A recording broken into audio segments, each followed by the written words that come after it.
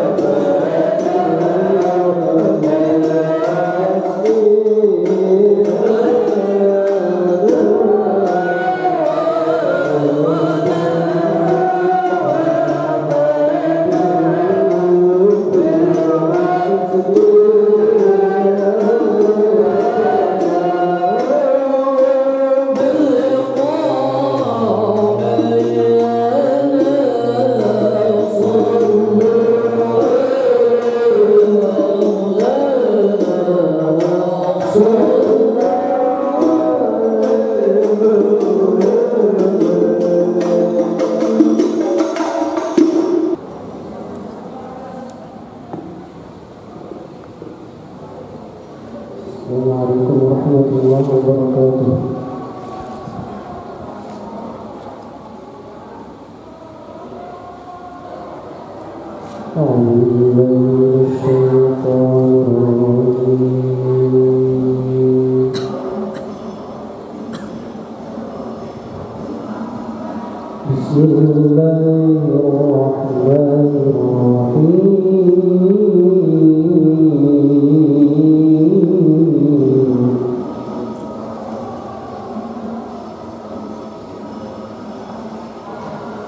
وكذلك جعلناكم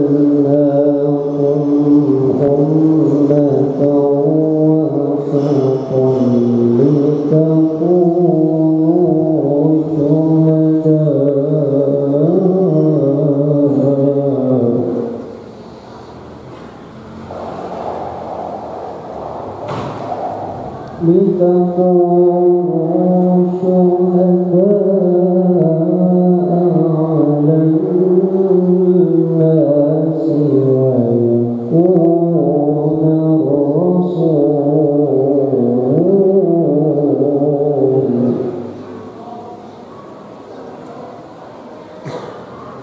ويكون الرسول عليكم شهيدا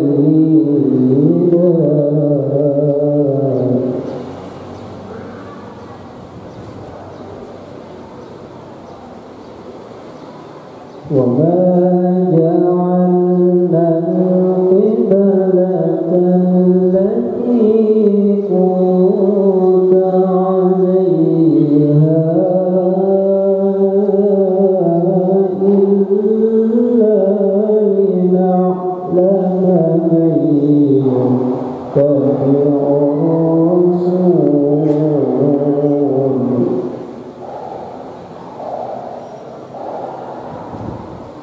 إلا لنعلم من يتبع الرسول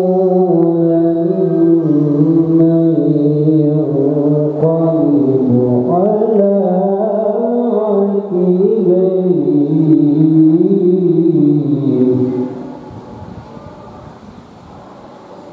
وإن كانت لكبيرة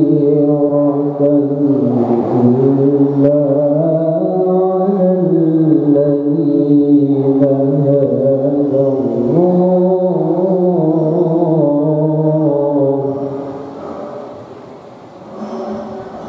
وما كان الله ليضيع إيمانكم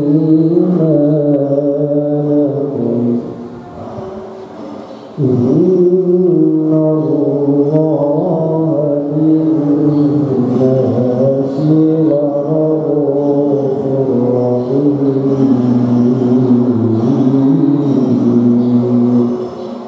صدق الله العظيم.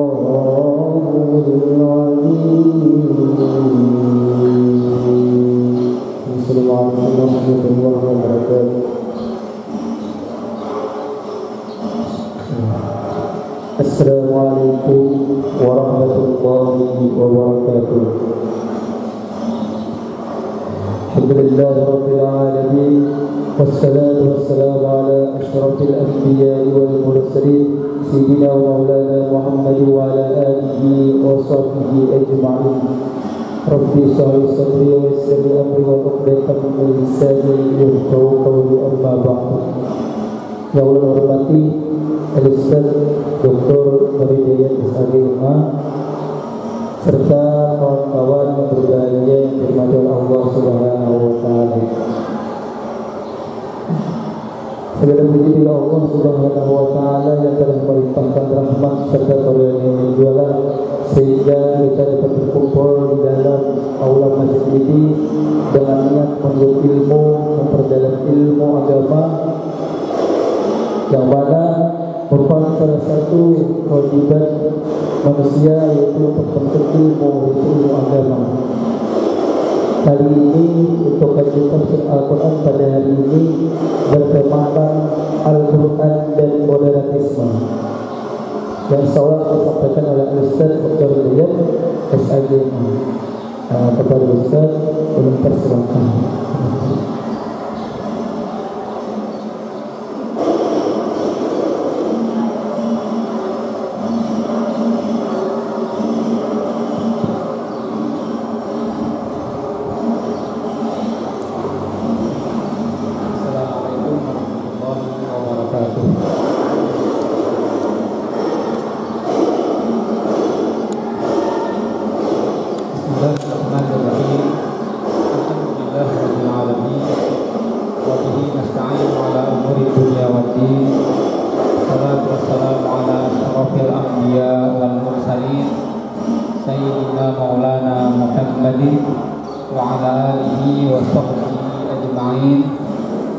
Rabbi shrah li sadri wa yassir li amri wahlul 'uqdatam min lisani yafqahu qawli.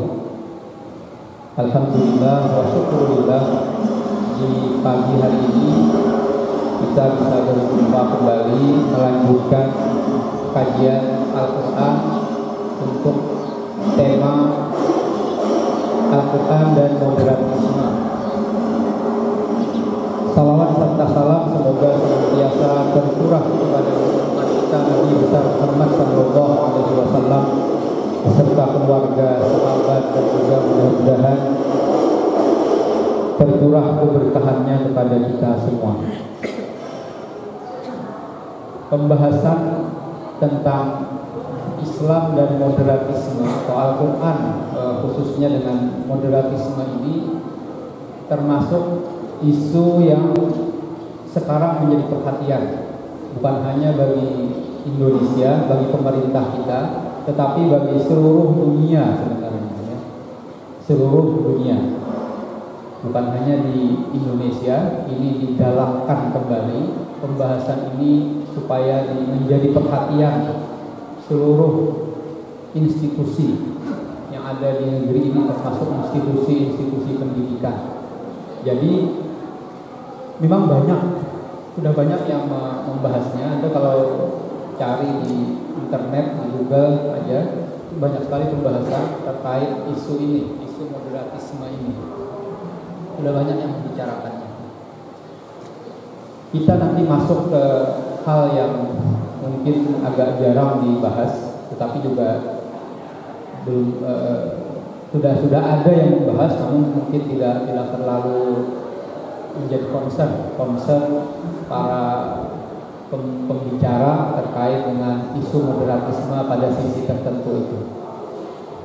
Pertama, mulai dari dasar atau dalilnya. Tadi sudah Pak Ari membacakan Al-Quran surah Al-Baqarah ayat 143. Ya, ayat Al-Baqarah 143. Di sana ada istilah, ada ungkapan wasatu, pertengahan. Khairul umuri awsatuha. Itu kalau dalam hadis, sebaik-baik perkara itu yang pertengahannya, yang di tengah-tengah. Dari kata al-wasatu. Wa kadzalika ja'alnakum ummatan wasatan. Litakunu syuhada'a 'alan nas wa yakuna ar-rasulu 'alaikum syahida. Demikianlah kami telah menjadikan kamu umat Islam sebagai umat yang pertengahan, agar kamu menjadi saksi atas perbuatan manusia, dan agar Rasul Nabi Muhammad SAW menjadi saksi atas perbuatan kamu. Nah, ini yang jadi concernnya adalah pada kata wasatan. Kita itu dianggap sebagai umat yang pertengahan, ya, pertengahan. Ajaran Nabi kita ajaran yang tawassut, yang moderat. Pertengahan dalam hal apa? Dalam hal ini. Nah, ini menjadi pertanyaan biasanya. Di beberapa kitab tafsir menyebutkan bahwa ajaran yang disampaikan Nabi kita itu berbeda dengan ajaran yang menjadi concern atau penekanan pada syariat sebelumnya. Kalau umat Yahudi disebut-sebut ajarannya lebih cenderung kepada aspek material, cenderung lebih materialistis. Sebaliknya, ajaran Yahudi Nasrani, sisi sebaliknya, lawannya, lebih spiritualis. Jadi yang satu tarikannya terlalu material, terlalu ke zahir, material, yang satu lebih ke spiritual, terlalu ruhaniyah lah begitu. Yang satu ke terlalu fisik, materi, yang satu ke ruhaniyah. Ini memang apa contohnya begitu ya biasanya? Apa Yahudi itu? Kalau dalam agama Yahudi, kita yang sedikit yang kita tahu, kalau ajaran Nabi Musa ya sebelumnya, cara bersuci saja itu kalau kena najis, fisiknya, bendanya yang dibuang ya. Baju kena najis, potong kainnya, fisiknya dihilangkan, betul-betul dihilangkan. Artinya sangat-sangat ini contoh satu bentuk yang sangat materialis berarti hukumnya.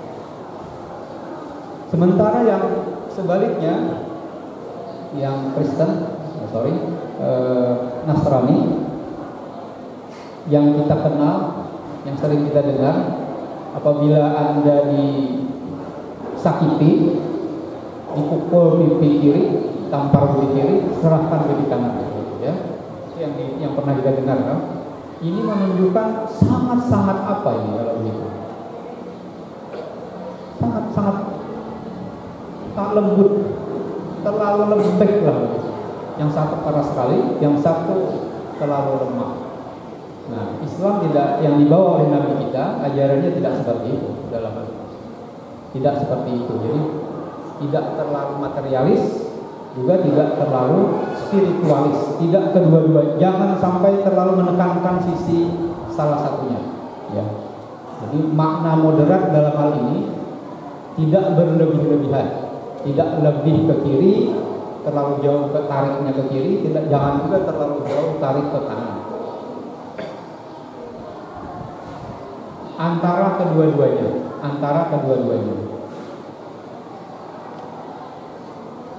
Pertengahan antara hulu berlebih-lebihan atau terlalu sedikit, terlalu kecil. Baina ifrat wa tafrid, ya, baina ifrat itu berlebihan, tafrid itu terlalu sedikit. Nah, ini pertengahannya. Jangan berlebihan. Tadi sudah saya sebutkan, sudah banyak yang membicarakan terkait aspek ini, dan agama sebelumnya itu dikecam oleh Allah dalam banyak ayat Al-Quran yang melarang sifat berlebih-lebihan ini. Ya ahlal kitab la taghlu fi dinikum wa la taqulu 'ala Allahi illa al-haq. Wahai ahlul kitab berarti agama Nasara dan Yahudi sebelum Islam, sebelum ajaran Nabi kita. Janganlah berlebih-lebihan, la taghlu. Jangan berlebih-lebihan dalam beragama, dalam menjalankan agamamu. Dan jangan pula kamu mengatakan sesuatu terhadap Allah yang tidak benar, kecuali yang benar, ya. Yang tidak benar jangan coba-coba membuat-buat. Sesungguhnya innamal masihu Isa bin Maryam Rasulullah wa kalimatuhu. Jangan dituhankan gitu ya. Nabi Isa, Nabi Rasulnya. Jangan berlebih-lebihan memuliakannya sampai mengangkat dia jadi Tuhan. Itu berlebihan. Saking hendak menghormatinya, manusia jadi Tuhan. Itu masalah, itu berlebihan.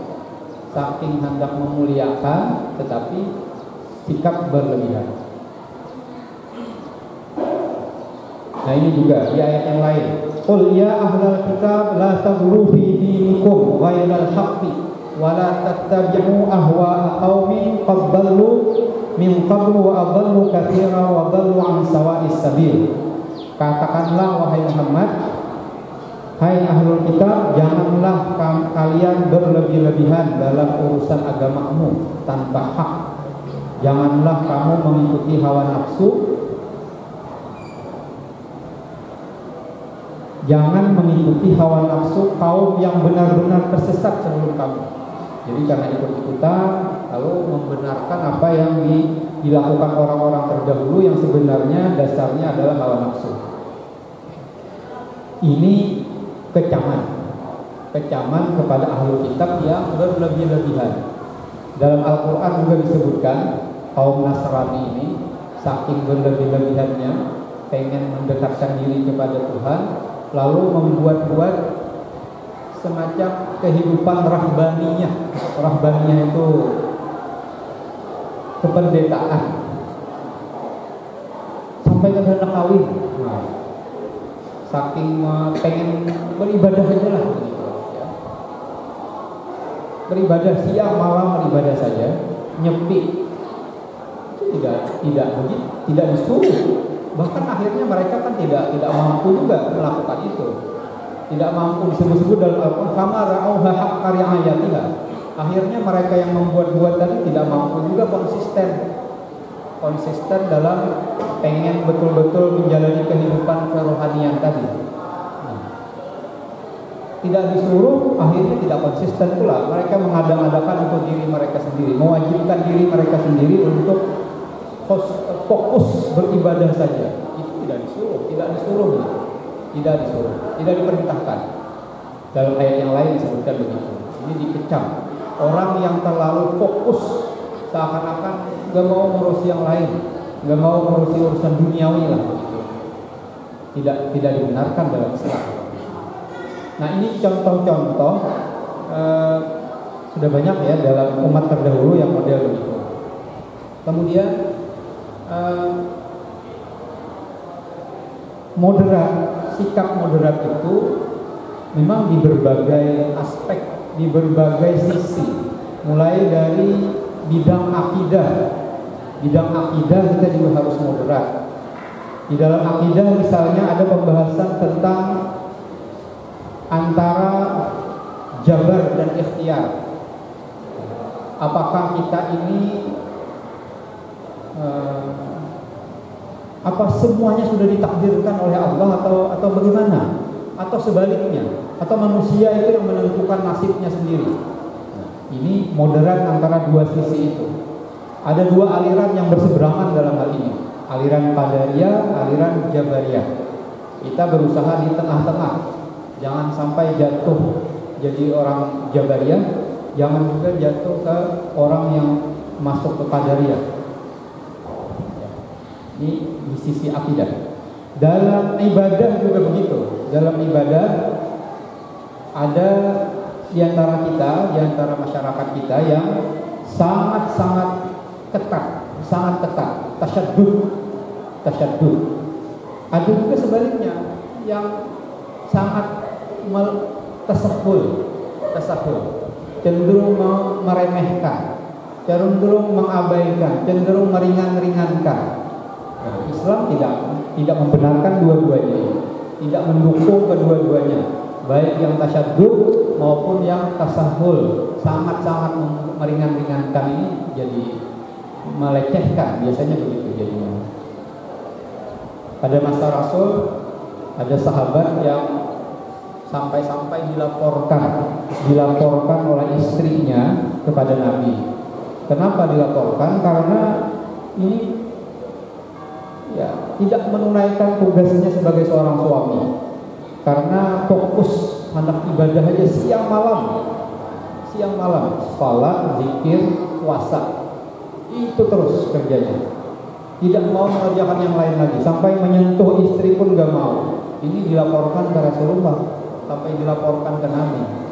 Kenapa sampai akhirnya diinterogasi lah oleh Nabi. Kenapa begitu? Ya katanya mau fokus ibadah ini, mau mencari akhirat aja lagi gitu ya. Tidak mau ngurusi urusan-urusan yang lain, mau fokus ke menurut dia kehidupan akhirat. Nabi akhirnya menegur sahabat itu bahwa saya tidak begitu. Saya saja tidak begitu. Saya, kata Rasul, ya sholat juga, nanti tidur juga, nanti bangun malam gitu ya. Jadi tidak begadang semalaman, Saya berpuasa, tapi saya juga berbuka. Ya. Saya sholat, tapi juga ada yang tidak sholat. Nah, artinya apa ini? Artinya tidak seluruhnya untuk urusan hablum minallah dalam hal ini, tetapi juga mengurusi urusan keperluan yang lain. Karena di tubuh kita ada hak, ada yang harus kita tunaikan. Kebutuhan fisik itu harus dipenuhi juga, harus makan, minum. Tapi jangan makan minum terus-terusan, itu jadinya masuk ke yang satunya nanti. Ada kebutuhan rohani, ibadah, zikir, sholat, ya, baca Quran, itu juga dilakukan. Semuanya harus seimbang. Nah, yang seimbang inilah yang diinginkan. Inilah yang moderat dalam ajaran Islam itu. Sisi pertengahan antara kehidupan rohani dan kehidupan jasmani, kebutuhan rohani dan kebutuhan jasmani. Kemudian lagi dalam hal muamalah antara kepentingan individu dengan kepentingan jamaah, antara kewajiban individu dan kewajiban yang bersifat kolektif, antara kewajiban yang bersifat individu dengan kewajiban yang bersifat kolektif. Ini juga perlu seimbang. Jangan urusan individu saja yang diurusi. Tidak mau peduli dengan lingkungan sekitar, tidak mau tahu menahu dengan tetangga, dengan orang-orang lain di sekitar. Itu tidak benar juga. Itu tidak benar. Islam tidak membenarkan itu. Orang yang tidak peduli dengan tetangganya, meninggal tetangga kelaparan, itu justru yang salat di rumah yang rajin itu justru dikecam. Wallahi la yu'minu ahadukum, bahkan ya, demi Allah tidak beriman kamu, tidak sempurna iman kamu kalau membiarkan kita kenyang sementara tetangga mati kelaparan.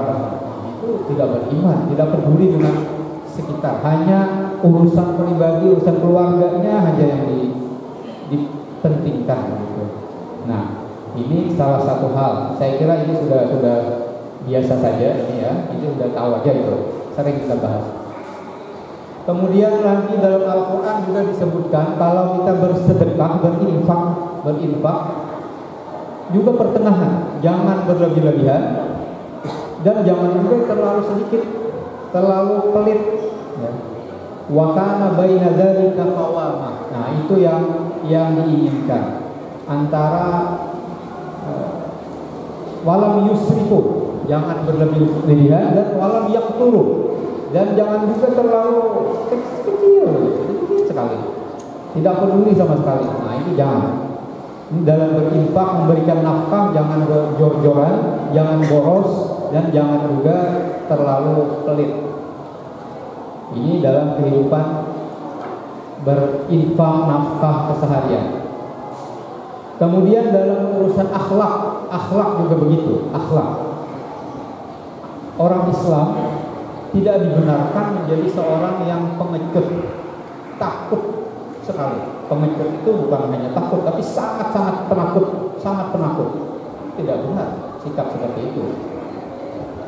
Tetapi sebaliknya lawannya juga tidak dibenarkan. Lawannya apa? Lawannya orang yang sembrono, ya, berusaha atau bahkan ceroboh. Lawannya nekat berbuat sesuatu yang nekat. Itu tidak benar. Jadi antara dua itulah selalu. Jangan terlalu pesimis, jangan juga terlalu optimis. Antara pesimis dan optimis, antara dua sisi itu. Itulah sikap yang ideal. Jadi pertengahan. Nah, saya ingin kita hari ini fokus membahas aspek yang lain terkait dengan moderanisme ini, yaitu yang saya kira ini salah satu penyebab terjadinya sikap-sikap ekstrim di masyarakat kita, yaitu keseimbangan antara normativitas dengan historisitas, antara wahyu dengan budaya, antara wahyu dengan budaya, antara perintah Allah dengan bagaimana kita menerapkannya. Normativitas wahyu dengan historisitas kenabian. Mungkin kawan-kawan entah di lokal pernah membahas ini atau tidak. Ini penting disadari ya. Apapun yang dilakukan kita umat Islam ini tidak terlepas dari dua sisi ini. Sisi normativitas dengan sisi historisitas. Normativitas itu sumbernya dari wahyu, baik itu Al-Quran maupun hadis. Tetapi ketika wahyu itu sudah dipahami, dijelaskan, ditafsirkan, diamalkan, dipraktekkan, maka dia tidak lepas dari dimensi historis, dimensi kemanusiaan. Dia sudah bercampur baur dengan budaya. Nah, kalau kita tidak bisa membedakan dua sisi ini, maka seringkali nanti bisa tidak seimbang. Akhirnya apa? Menganggap bahwa semua yang dilakukan umat Islam itu semuanya dari Allah, semuanya dari Tuhan, semuanya ketentuannya bersumber dari Tuhan. Itu tidak benar. Ya. Tidak semuanya. Ini ada yang sudah tercampur dengan budaya, ada yang sudah bercampur dengan dimensi kemanusiaan. Gara-gara tidak bisa membedakan itu, biasanya sering menyalah-nyalahkan orang lain. Kaku sekali. Ini tidak boleh, itu tidak boleh. Karena merasa tidak ada rujukannya. Seakan-akan seperti itu. Apa contohnya yang campuran? Ini kita tadi misalnya sebelum memulai pembahasan ini, sebelum memulai kajian ini, kawan-kawan tadi membaca syair maulid, ya. Apa itu syair maulid? Ini oleh sebagian kalangan dianggap apa? Kira-kira kita ini ada nggak rujukannya? Tadi sudah saya bilang dia tidak lepas dari dua sisi normativitas dan sisi historisitas. Normativitasnya apa? Normativitasnya itu ketentuannya, norma yang dari wahyunya mana? Norma yang dari wahyunya adalah innallaha wa malaikatahu yusalluna 'alan nabi ya ayyuhalladzina amanu sallu 'alaihi wa sallimu taslima. Ya, perintah dalam Al-Quran, sallu 'alaihi wa sallimu taslima, bersalawatlah kalian kepadanya, kepada Nabi, wa sallimu taslima. Karena sesungguhnya Allah dan malaikat-malaikatnya bersalawat kepada Rasul, maka kita disuruh untuk bersalawat kepadanya. Itu normanya, norma perintah untuk bersalawat. Sekarang norma ini dipahami sesuai dengan dimensi kemanusiaan, sesuai dengan historisitas kita masing-masing. Bagi kawan-kawan yang pandai membacakan syair maulid, itu dilakukan dengan membacakan syair-syair maulid diiringi dengan musik tertentu misalnya. Ya begitu historisitasnya. Itu sudah bercampur dengan budaya. Sekali lagi, budaya hasil dari cipta, rasa, dan karsa manusia. Budaya itu hasil cipta, rasa, dan karsa manusia. Ini sudah bercampur, berbaur. Ya tidak mengapa, memang seperti itu. Jadi jangan dikira tidak boleh bercampur. Karena ketika dia sudah diterapkan wahyu tadi, perintah Allah tadi, ketika sudah diterapkan sejak awalnya pun dia sudah mulai bercampur dengan budaya di mana dia diterapkan, di mana dia dilaksanakan. Contoh lain, percampuran antara normativitas wahyu dengan historisitasnya. Perintah untuk menutup aurat, aurat laki-laki antara pusat dan lutut. Aurat perempuan, ya wajah dan kecuali wajah dan telapak tangan. Sekarang bagaimana ini dilaksanakan? Ini diterapkan tentu tidak lepas dari dimensi historisitas kita, di mana kita berada. Sesuatu yang bisa diakui, sesuatu yang bisa diterima saja ketika orang misalnya menutup aurat dengan menggunakan pakaian gamis misalnya. Ya karena mereka begitu budayanya. Ada yang menggunakan abaya misalnya. Ada yang menggunakan kain batik misalnya. Ada yang menggunakan warna putih, ada yang menggunakan warna hijau dan warna merah dan seterusnya. Yang penting auratnya ditutup. Urusan cara menutup aurat ini sudah masuk ke wilayah budaya. Ya, wilayah budaya. Budaya itu berkembang seiring dengan perkembangan zaman, seiring dengan perkembangan teknologi pengetahuan yang dimiliki oleh manusia.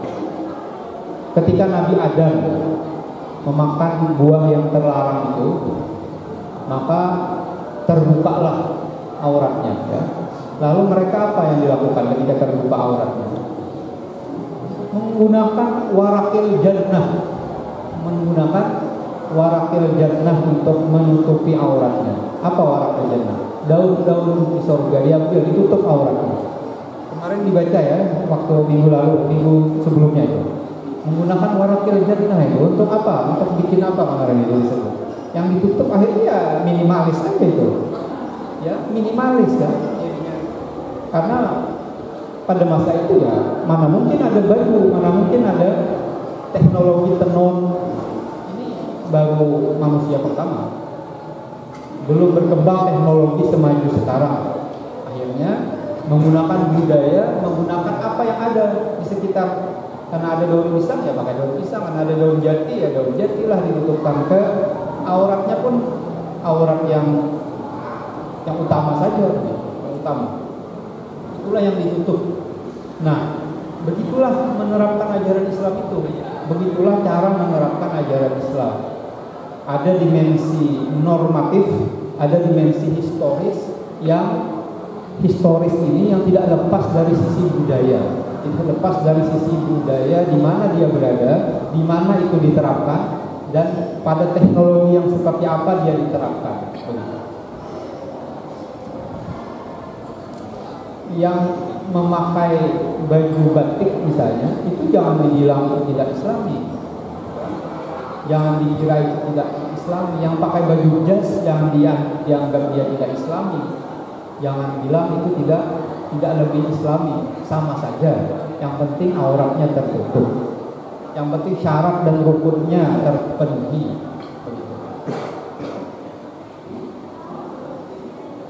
Nah, gara-gara tidak bisa membedakan dimensi historisitas dengan dimensi normativitas, ini bisa terjadilah sikap-sikap ekstrim dalam beragama.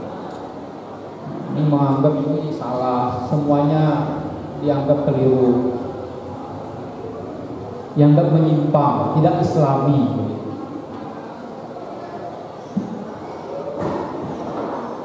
Misalnya lagi, dalam Islam kita diperintahkan untuk mengesahkan Allah, ya.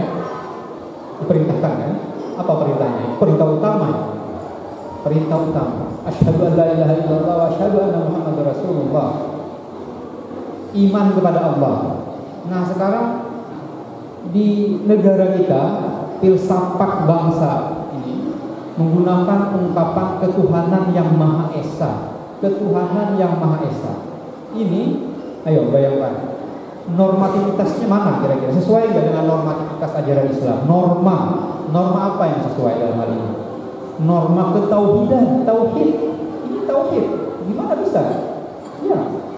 jelas sekali. Walaupun ungkapannya tidak dengan ungkapan nomor 1 tauhid misalnya dasar kita, tidak begitu ungkapannya. Diungkapkan dengan bahasa Sanskerta, bahasa Sanskerta, esa itu bahasa Sanskerta. Ketuhanan yang Maha Esa. Tidak mesti harus dengan menggunakan istilah at-tauhid, tidak mesti harus begitu istilahnya. Ya, kemudian kemanusiaan yang adil dan beradab juga, begitu juga adil. Istilah-istilah sudah menggunakan ungkapan-ungkapan yang sangat dekat dengan ajaran-ajaran Islam, norma-norma ajaran Islam. Pertama tentang ketuhanan, tidak boleh syirik, kita tidak politeis. Ini bangsa bukan bangsa yang musyrik, banyak Tuhan. Kita tidak seperti itu bangsa Indonesia. Ini juga, nah, rumusan dasar negara kita secara normatif sudah mengamalkan ajaran Islam dalam hal ini. Dan seterusnya, keadilan sosial juga, sampai sila-sila yang lain. Ini menunjukkan normativitas sudah berbaur dengan historisitas budaya di Indonesia, antara norma dengan budaya. Kita harus bisa menyeimbangkan dalam hal ini, menyeimbangkan antara dua sisi. Yang kedua, sisi yang lain lagi terkait dengan moderatisme ini adalah antara sisi, kalau dalam Al-Quran, antara zahir dengan batin, antara sisi zahiran wa batinan. Tidak bisa hanya menekankan salah satunya saja. Tidak boleh hanya menekankan sisi yang satu saja, zahirnya saja misalnya, mengabaikan yang batin. Itu tidak berharga, tidak ada nilainya. Kita misalnya ya sudah berwudu dengan benar, kemudian salat sudah benar, ini salatnya semua gerakannya fasih bacaannya, kemudian rukuknya gerakannya semua sudah benar, tapi batinnya tidak diperhatikan. Zahir sudah benar, batinnya tidak batin, khusyuknya misalnya, itu akhirnya tidak bernilai sama sekali. Bahkan kalau termasuk sisi batin juga, salatnya ternyata bukan karena Allah, tapi karena malu saja, malu dengan tetangga, malu dengan teman, malu dengan yang lain, orang lain, manusia. Kalau tidak salat, nggak ada nilainya. Jadi zahir, batin, kedua-duanya harus jalan, kedua-duanya harus dilaksanakan. Tidak boleh sangat menekankan sisi yang satu saja, mengabaikan sisi yang lain. Menekankan sisi zahir. Gini contoh lagi. Kadang-kadang karena kita sudah belajar bahasa Arab, sudah belajar ngaji, belajar ilmu tajwid ya biasanya. Bahasa Arab bagus, tajwidnya bagus misalnya. Kan pertama kali belajar itu kan. Kalau Al-Quran itu belajar tajwid. Lalu suatu saat kita mendengar penceramah atau khatib di atas mimbar. Khatib ini salah baca ayat itu pada fasih, tidak fasih bacaannya. Tajwidnya pada karu-karuan misalnya. Lalu kita rasa malas lah dengarnya. Itu sikap yang juga berlebihan. Ya memang seharusnya jadi khatib mestinya udah baik bacaannya, jadi penceramah mestinya udah begitu. Sudah beres lah bahasa Arabnya, sudah beres lah bacaan tajwidnya itu, sehingga tidak menyebabkan orang-orang yang sangat mementingkan sisi zahir ini, kaum zahir ini rasa tidak concern, ya, rasa melecehkan mereka, pasti melecehkan. Ya kan tidak bisa semangat lagi dengarnya biasanya. Kalau mendengar salah-salah, nahwunya salah-salah, bacaan barisnya salah-salah, itu sudah kita anggap walaupun isinya, substansi pesannya benar saja. Biasanya pesan yang disampaikan itu penting, batinnya isinya penting saja. Tetapi karena menyampaikan zahirnya, penampilannya atau penyampaian pesannya tidak salah-salah tadi bacaannya, kesalahannya secara zahir salah, bacaan tajwidnya karu-karuan salah, kharijul hurufnya salah, ini kan kita jadi biasanya mengabaikan. Itu tidak benar sikap seperti itu. Jadi dua-duanya harus benar, dua-duanya harus jalan, dua-duanya harus dipentingkan, baik sisi zahir maupun batinnya. Jangan menekankan salah satu sisinya saja, nanti bisa mengabaikan sisi yang lain. Tapi juga jangan juga mementingkan yang batinnya aja. Akhirnya ya tadi nggak belajar tajwidnya, nggak diperbaiki, makharij hurufnya salah-salah juga, itu juga nggak benar. Ini banyak terjadi ya, kawan-kawan. Katanya dulu kalau orang bahasa Banjar itu bata tambahan, pengobatan alternatif, membacanya si tukang tambah ini dari karu-karuan dulu baca Qurannya, tapi sembuh, tapi berhasil. Ketika diminum airnya berhasil sembuh begitu penyakit. Tapi sebaliknya kita kalau membaca pasif sekali, tapi kadang berhasil. Yang satu baca dengan bacaan yang betul, tajwidnya, makharij hurufnya udah benar. Yang satu tidak karu-karuan bacaannya tapi berhasil, yang ini juga berhasil. Itu bisa terjadi karena yang satu ini sangat hubungannya kontak dengan Tuhan, yang ini tidak kontak dengan Tuhan. Ini hanya sisi zahir saja dipentingkan. Itu bisa terjadi. Nah, ini dua hal ya. Yang pertama tadi moderat, pertengahan. Jangan menekankan sisi yang satu, mengabaikan sisi yang lain. Dari sisi normativitas wahyu dengan historisitas, antara wahyu dengan budaya. Karena ini tidak harus berjalan sejalan. Yang kedua, antara yang zahir dengan yang batin. Jangan menekankan sisi zahirnya saja, tapi batinnya diabaikan.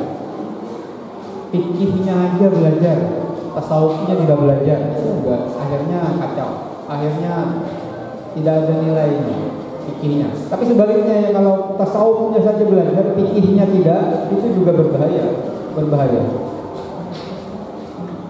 Jadi yang penting ingat aja.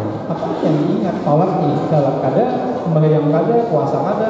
Yang penting ingat kepada Allah katanya. Itu enggak benar itu. Itu enggak benar. Jadi sikap yang begitu kalau ada di sekitar kita itu jangan diikuti, jangan diikuti. Nah, satu lagi. Antara dalam Al-Qur'an itu antara sisi makna hakiki dengan makna majazi. Makna hakiki, makna majazi.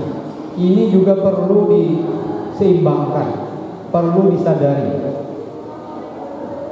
bahwa Al-Quran itu tidak semuanya bermakna hakiki, tapi banyak makna yang ungkapan-ungkapan yang bersifat majazi, metafor.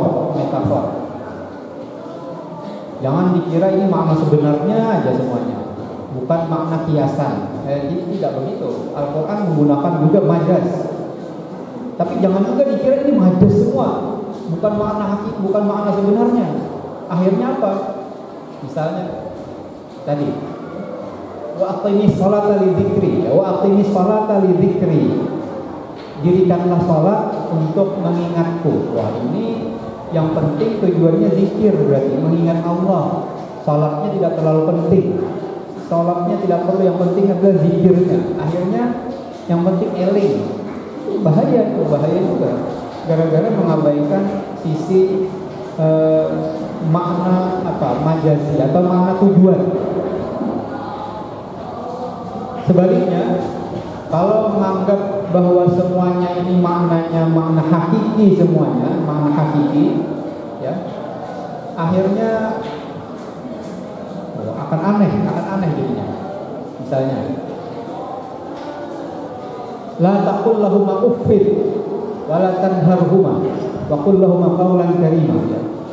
La taqul lahuma uff. Jangan kalian pada kedua orang tua itu jangan mengucapkan kata-kata uff.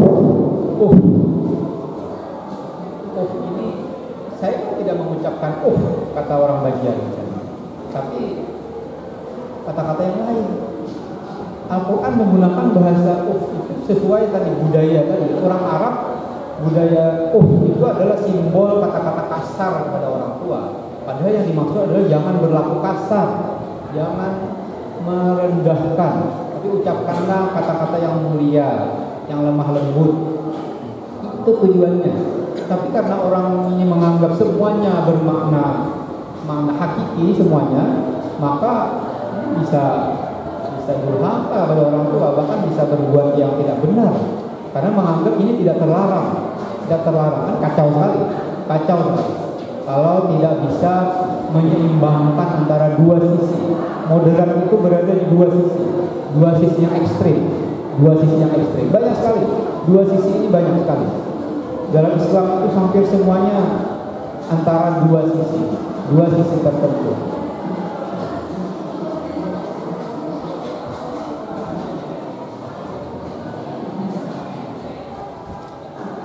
Kalau antara akhirat dengan dunia, ini bukan dua sisi yang berbeda sebenarnya. Ini bukan dua sisi yang berbeda. Kenapa? Karena sekarang ini dunia, semua kita ini ada di dunia saat ini. Kalau terkait dengan orientasi, itu bukan dua sisi yang berbeda. Orientasi, semuanya mestinya difokuskan diorientasikan ke kehidupan akhirat. Difokuskan ke kehidupan akhirat, bukan untuk kehidupan dunia. Karena kalau difokuskan untuk kehidupan akhirat, maka dunia juga akan dapat. Jadi diibaratkan seperti orang yang menanam padi. Kalau nanam padi pasti akan tumbuh rumput di situ. Tapi kalau nanam rumput, padi tidak akan bisa dipanen. Tidak akan bisa tumbuh padi kalau yang kita tanam adalah rumput. Nah, ini ibarat untuk orientasi terkait dengan orientasi hidup dalam hal ini. Tidak benar, kita sering juga mendengar perumpamaan. Kadang-kadang orang membagi waktu antara dunia akhirat ini dibagi, kalau 24 jam berarti 12 jam untuk dunia, 12 jam untuk akhirat. Ini tidak akan relevan pembagian seperti itu, tidak akan pas, karena pasti lebih banyak ke dunianya jadinya. Tapi yang benar adalah semuanya mestinya diorientasikan untuk akhirat, walaupun perbuatannya perbuatan duniawi, walaupun kegiatannya kegiatan duniawi, tapi diniatkan untuk akhirat. Itu semua akan bernilai ukhrawi jadinya. Semua akan bernilai pahala jadinya. Asal kehidupan kita tadi, kegiatan kita tadi diniatkan, diorientasikan untuk akhirat. Anda makan niatnya bukan untuk kenyang saja, tapi niatnya untuk menjalankan ibadah misalnya, untuk taat kepada Allah. Allah menyuruh kita untuk makan dan minum, menjalankan perintah Allah. Jadi seperti itu niatnya. Niat berpakaian juga begitu. Ini perintah Allah, menutup aurat. Allah melarang kita untuk membuka aurat. Jadi niatnya untuk akhirat semua jadinya, bernilai ukhrawi semuanya. Tidak semata-mata untuk duniawi. Ya, begitu. Ini barangkali sekadar pembahasan terkait dengan sikap moderat dalam Islam. Terkait pertama tadi moderat dalam hal keseimbangan antara wahyu dengan budaya, antara normativitas ajaran Islam dengan historisitas kenabian. Kemudian moderat antara sikap sisi zahir dengan sisi batin, kedua-duanya harus diseimbangkan. Kedua-duanya harus menjadi konsentrasi. Yang ketiga, sikap moderat antara dua sisi, antara makna majazi dengan makna hakiki. Makna majazi dan makna hakiki yang ada di dalam teks wahyu, baik Al-Quran maupun hadis. Itu juga perlu, kedua-duanya menjadi perhatian kita. Demikian, saya kembalikan ke moderator. Terima kasih Ustaz atas infonya. Tentunya dipersilakan kepada kawan-kawan sekalian, ikhwanillah, akhwanillah, untuk bertanya, dipersilakan kepada ikhwan, akhwat, keluarga.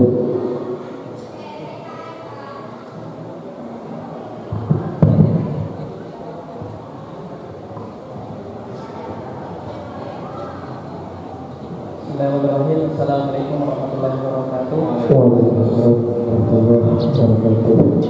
Kenalkan, nama saya Saiful Yaman dari jurusan Ilmu Al-Quran dan Tafsir angkatan 2021. Langsung saja pertanyaan.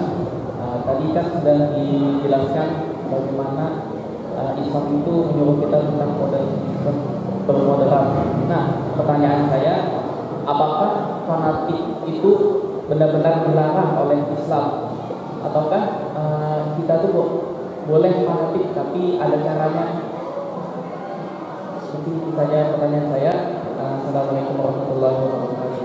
Waalaikumsalam warahmatullahi wabarakatuh. Pada awal, apakah ada mungkin bisa jadi Baik ya. Sikap fanatisme baik terhadap madhab, baik terhadap kebiasaan atau budaya yang selama ini kita terbiasa melakukannya. Misalnya Anda fanatik sekali, tidak mau ganti baju sama sekali, bajunya itu aja terus. Misalnya begitu, kita contoh yang dekat-dekat aja dulu. Itu kira-kira di mana kesalahannya orang yang seperti itu? Dia tidak mau coba-coba yang lain. Berlebihan gak kira-kira orang yang tidak maunya makan nasi aja, gak mau coba-coba makan kebab, makan jagung tidak mau, makan gandum tidak mau, bahan-bahan makanan yang lain, kan fanatik sekali. Maunya makan itu saja, satu sumber saja. Di mana kira-kira kesalahannya kalau gitu? Itu mirip begitu contohnya.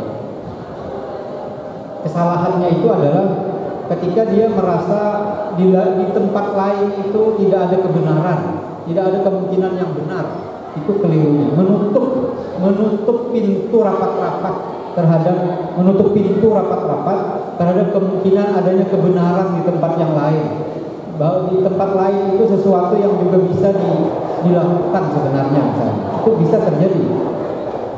Jadi menutup pikiran untuk menerima masukan dari tempat lain, dari kebenaran dari tempat lain. Di situ masalahnya. Selama aturan yang dasar itu tidak bertentangan, selama ajaran pokok itu sama, itu sudah sejalan, maka bisa saja formulanya berbeda-beda. Ya, bisa saja formulanya berbeda-beda. Misalnya, Anda mau naik haji misalnya, kalau terlalu fanatik, mau jalan kaki aja naik haji ini misalnya, bayangkan kalau gitu. Karena Nabi jalan kaki, Nabi naik unta misalnya. Anda konsisten, kayaknya harus sesuai dengan yang dicontohkan oleh Nabi saja. Gak mau, padahal coba ya, menempuh jalan yang lain, rute yang lain misalnya, kan bisa. Jalannya mau di situ aja, sesuai dengan arah yang di Nabi misalnya dari Madinah ke Mekah. Mungkin tempat mikatnya di tempat yang lain. Sementara yang dari Indonesia arahnya beda dengan jalur yang ditempuh oleh Nabi. Kenapa tidak? Sama-sama sampai ke Mekah juga ini. Itu contoh-contoh kekeliruan kalau satu saja ini pandangannya tidak mau melirik kiri kanan, itu bisa begitu. Selama tujuannya sama saja, itu boleh-boleh saja. Boleh-boleh saja. Apalagi kalau hal yang tidak fanatik tadi dalam hal yang bukan urusan ibadah mahdah, tidak mesti harus dipertahankan. Misalnya cara orang berzakat saat ini, zakat itu kan ibadah yang bersentuhan dengan dua sisi. Pertama, sisi mahdahnya ada, tapi di sisi yang muamalah, sisi kemanusiaannya itu sangat-sangat kental, sangat dekat, sangat nuansa muamalah yang berubah itu sangat kental, sangat dekat. Apa yang harus kita keluarkan zakatnya itu sesuai dengan perkembangan zaman. Dulu banyak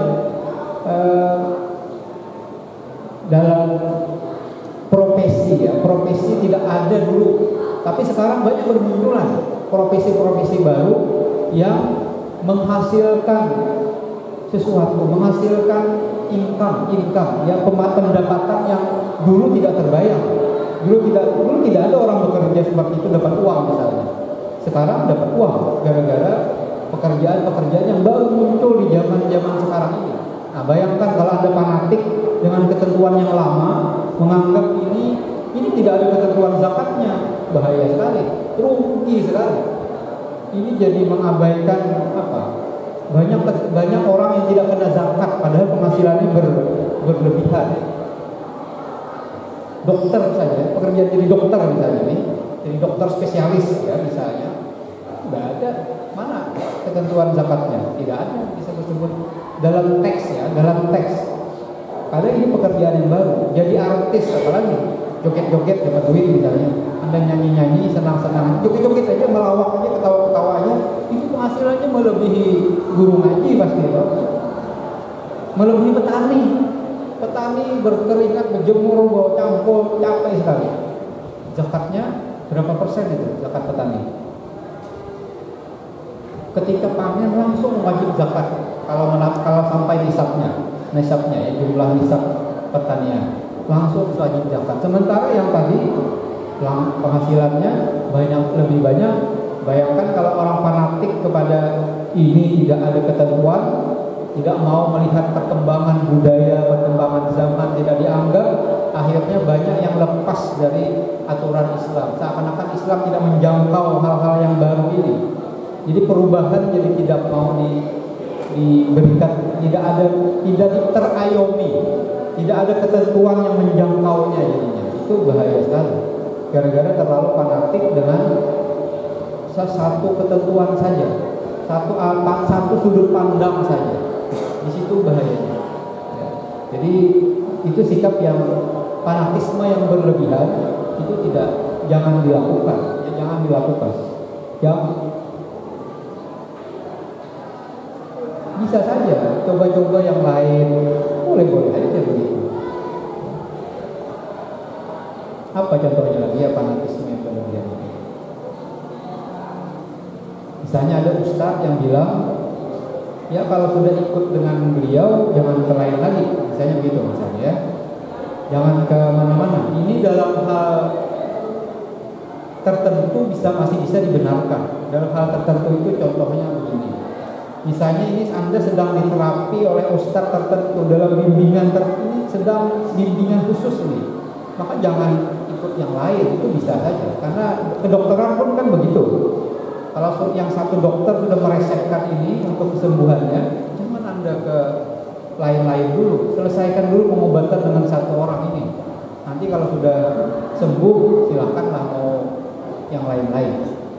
Demikian juga kalau dalam hal bimbingan tertentu, mungkin dalam hal tertentu ini ya, Anda jangan loncat-loncat ke sana kemari, mengikut tarekat tertentu misalnya, ya ikutlah itu aja dulu.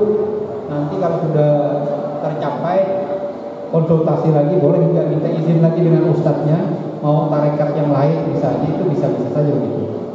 Tapi selama dalam bimbingan ini, selama dalam bimbingan khusus ini, ikut yang satu saja dulu, jangan loncat-loncat, nanti bisa nggak sampai kemana-mana jadinya, gara-gara pindah ke sini ya. Kecuali tujuannya umum, sifatnya tujuannya umum, maka yang penting tujuan sama, mau sampai di sini, sampai stasiun ini ikut mobil ini, nanti pindah ke mobil yang lain sama, itu boleh-boleh aja. Tapi saya kira saya menjawabnya begitu ya. Silahkan kalau ada pertanyaan yang lain. Silakan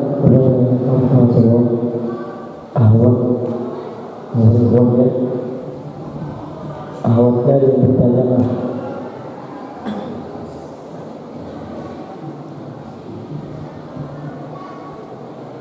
Ikhwannya ada yang bertanya lagi? Kayaknya tidak ada pertanyaan lah.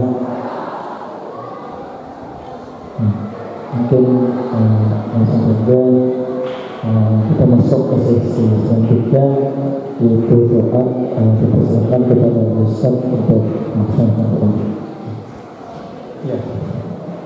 Al-Fatihah. A'udzubillahi minasyaitonir rajim. Bismillahirrahmanirrahim. Alhamdulillahirabbil alamin arrahmanir rahim maliki yaumiddin.